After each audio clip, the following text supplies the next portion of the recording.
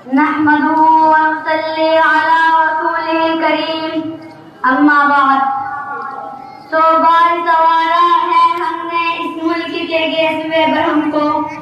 سو بار سوارا ہے ہم نے اس ملک کے گیسوے برہم کو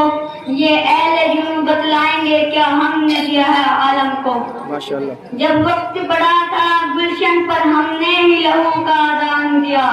جب وقت پڑا تھا گلشن پر ہم نے ہی لہو کا دان دیا اور ہمارے ہی لہو کی چھینٹوں سے ہولی بھی منائی لوگوں نے عزیزان ملک و ملت یوم آزادی کے پرمسرت اور دل نواز دن پر اس سے بہتر اور کیا ہوگا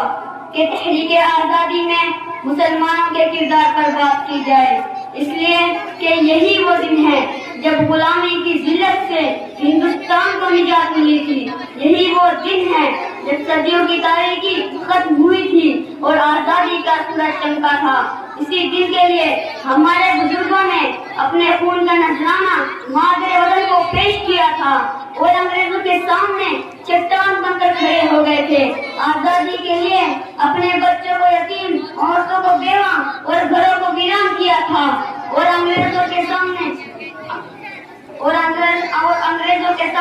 چٹان بن کر کھڑے ہو گئے تھے آزادی کے لیے اپنے بچوں کو یتیم عورتوں کو بیوہ اور گھروں کو ویران کیا تھا اور ہر قسم کی تکلیفوں کو خوشی خوشی برداشت کیا تھا عزیزوں ہندوستان میں انگریز تاجر بن کر آئے تھے مگر اس کے آقا اور